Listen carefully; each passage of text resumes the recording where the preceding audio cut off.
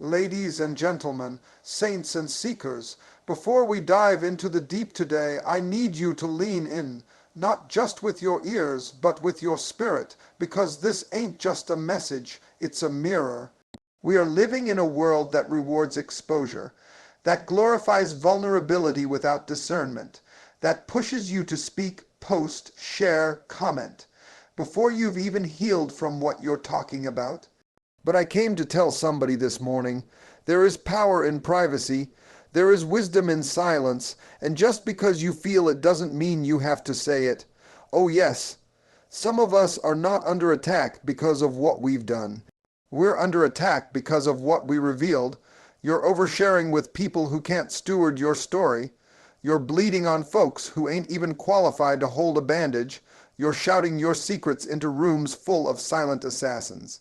But I feel the Spirit pushing us today to pull it back, to shut it down, to learn how to observe without reacting, watch without explaining, move without announcing. This ain't about being fake, it's about being wise. It's about protecting your peace, your purpose, and your power. So if you're ready to learn how to stop oversharing and start moving in silence like the wise, somebody say, let's go deeper. Everybody doesn't deserve access to your inner room. There are places in your heart, your mind, your spirit, so sacred, so sensitive, that they were never meant to be open to just anyone passing by. See, in every house, there's a front porch, a living room, a kitchen. And then there's a bedroom, a place of rest, a place of intimacy, a place of vulnerability. Not everybody you meet belongs in that space, but the problem is we keep handing out keys like candy. We meet somebody once, and suddenly they know our fears, our failures, our family drama, our next move, our entire history. But when you open the door to everyone, don't be surprised when some come in just to tear the place apart. You gotta start asking yourself, has this person earned access? Can they handle the weight of what I carry? Do they have the maturity to sit in the room and not rearrange my furniture? See, some people aren't coming to comfort you. They're coming to collect information. They're not here to love you. They're here to learn you so they can later leak you. And the tragedy is, many of us are bleeding emotionally not because of the wounds. We all get wounded, but because we bled in front of the wrong audience. We exposed our heart to people who only showed up with scissors, and let me tell you, discernment is not just about knowing who's bad, it's about knowing who's not ready. Because someone can be good to you and still not be equipped to carry the real you. You keep trying to make confidants out of people who were only meant to be casual connections, and then you wonder why your peace is disturbed, why your spirit feels heavy, why you feel drained after conversations. It's because you've turned your sacred inner room into a public space. There is nothing holy about overexposure. There is nothing wise about constant vulnerability. Even Jesus had an inner circle. He had the crowd, the disciples, the 12, and then he had the 3. And even with them, he still went alone to pray. If the Son of God needed boundaries, what makes you think you can live without them? So it's time to lock some doors. It's time to change some locks. Everybody might be welcome in the front yard, but the inner room, that's for the trusted, that's for the tested, that's for the proven. Silence is a weapon, not a weakness. We live in a loud world that mistakes quiet for retreat and calm for cowardice. But what many fail to understand is that silence is not the absence of power, it is often the evidence of it. The strongest people are not the ones shouting to be heard. They are the ones who know when to hold their peace. Silence is not surrender, it's strategy. When you're silent, you give yourself space to think, to observe, to discern. You allow truth to rise to the surface without getting tangled in arguments that drain your spirit and distract your focus. Sometimes the enemy's greatest trap is not an outright attack, it's a conversation. A moment designed to pull you into explaining, defending, justifying, when what God is calling you to do is stand still and say nothing, because every battle isn't meant to be fought with your mouth. Some battles are won in stillness. Some victories come through quiet endurance. When you're silent, you let fools reveal themselves, and you preserve your energy for the fight that actually matters. You stop feeding fires that were only set to consume your peace. There is a time to speak, yes, but there is a time to be silent, and knowing the difference is wisdom. Silence gives space for God to speak, for truth to echo, for deception to collapse under its own weight. You don't have to comment on everything. You don't have to respond to every accusation. You don't need to post a rebuttal, clap back, or prove a point. Let them talk. Let them assume. Let them write your name in rooms you were never invited in. Because when you carry true power, you don't chase attention. You don't trade your dignity for validation. What the enemy can't provoke, he can't control. And the minute you learn to stop reacting, you become unshakable. That's the kind of power that hell can't touch. Silent strength. The ability to smile when they expect you to snap. The ability to walk away when your ego is begging you to stay and fight. The discipline to let God vindicate you instead of trying to do it yourself. That's not weakness. That's spiritual warfare. That's maturity. That's growth. The lion doesn't roar for attention. It roars when it's ready to conquer. Until then, it watches, it waits, and it holds its silence like a sword. Observation precedes revelation. Before God reveals, he often requires that you watch, not speak, not react, just watch. We miss so much not because we lack discernment, but because we don't slow down long enough to see what's really happening. We're too busy talking, too busy sharing, too busy trying to connect dots with our mouths instead of with our eyes. But the ability to observe is a discipline. It requires you to silence your emotions, quiet your need to be heard, and simply pay attention to what's unfolding around you. Because if you would watch long enough, some people would show you exactly who they are without you ever needing to ask.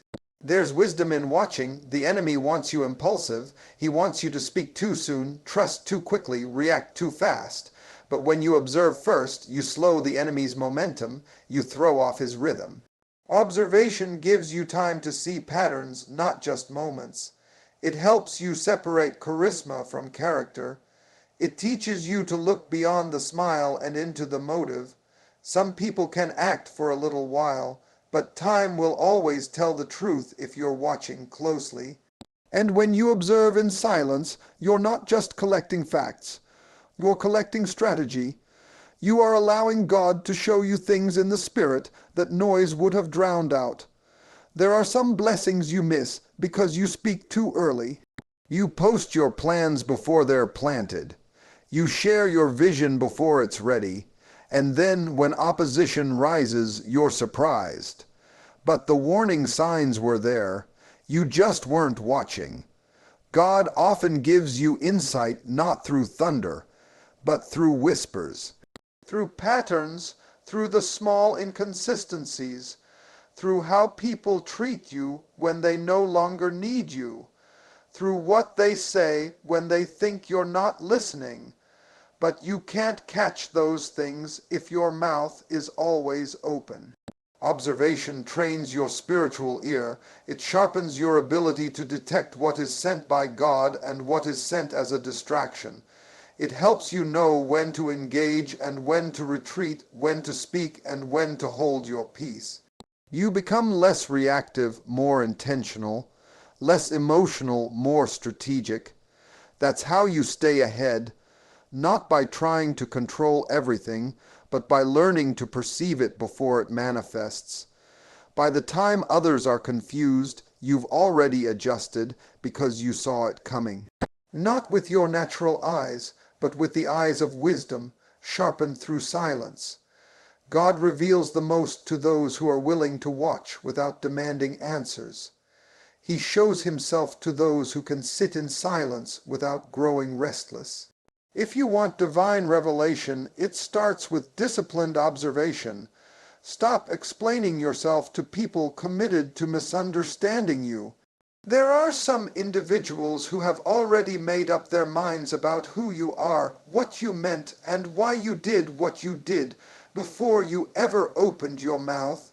And no matter how carefully you speak, how gently you explain, how transparent you try to be, they will twist your words, question your motives, and reduce your truth to fit their limited perception. But here's the truth. It's not your job to convince people who are unwilling to see you clearly. It's not your assignment to drag understanding into closed minds and hard hearts. Some people are not looking for clarity. They're looking for confirmation. They want you to be who they've decided you are, so they can keep their narrative alive. And every time you go back and forth with them, hoping for some light to break through, you're wasting breath that could be spent building, healing, growing. The more you explain yourself to the wrong people, the more you drain your spirit and delay your progress. You keep trying to pour truth into cups that are already full of assumptions, and when it spills, you call it rejection, but it was never going to fit in the first place. There's a difference between communication and captivity. You were never meant to be imprisoned by the opinions of those who refuse to evolve. You don't need approval from people who are offended by your growth. You don't owe detailed explanations to those who mock your journey, but never walked it. It is not humility to shrink your voice just to keep someone else comfortable in their misunderstanding. In fact, some of the deepest peace you'll ever feel will come when you release the need to be understood by those who are determined not to hear you. This isn't about arrogance. It's about alignment. You've got places to go. You've got a purpose to fulfill, and every time you stop to explain your heart to someone who doesn't value it, you're pausing your own progress. You're circling a dead conversation, hoping it'll come back to life. But let them think what they want, let them talk, let them assume. The truth has a way of rising, even if it takes time. God will vindicate you louder than you could ever defend yourself. When the fruit shows up, the lie has to die. So be free from the pressure to over-explain. Learn the power of silence in the face of misjudgment. Keep your head up, your focus sharp, and your circle wise. Some people aren't meant to understand you. They're meant to watch what God does through you without access to the explanation. Move in private, let results speak in public. There is a strength in keeping quiet while you build. A power in moving silently without the need to broadcast every step, every plan, every idea, because real confidence doesn't need an audience. It doesn't crave applause or validation. It thrives in the shadows, grows in the silence, and emerges with undeniable evidence. When you truly know where you're going, you stop needing to announce every move to people who aren't going with you anyway. Too many dreams have died in the spotlight. Too many plans have been sabotaged because they were shared too soon. Not everybody clapping for you is cheering for you. Some people are only listening so they can copy your strategy, doubt your ability, or pray against your progress. That's why you've got to learn how to walk quietly, to protect your vision in the womb until it's ready to breathe on its own. When you move in silence, you're not being sneaky, you're being wise. You're giving yourself room to grow without interference, to shift without scrutiny, to prepare without pressure. You don't owe the world a front row seat to your process. Sometimes God will hide you on purpose. He'll cover you in a season of obscurity. Not to punish you, but to prepare you, because exposure before maturity can be dangerous. You need time to develop, to strengthen, to root yourself so deeply that when the fruit does show up, it's undeniable. And when the time is right, when the work is done, when the foundation is set, the results will speak loudly, clearly, unapologetically.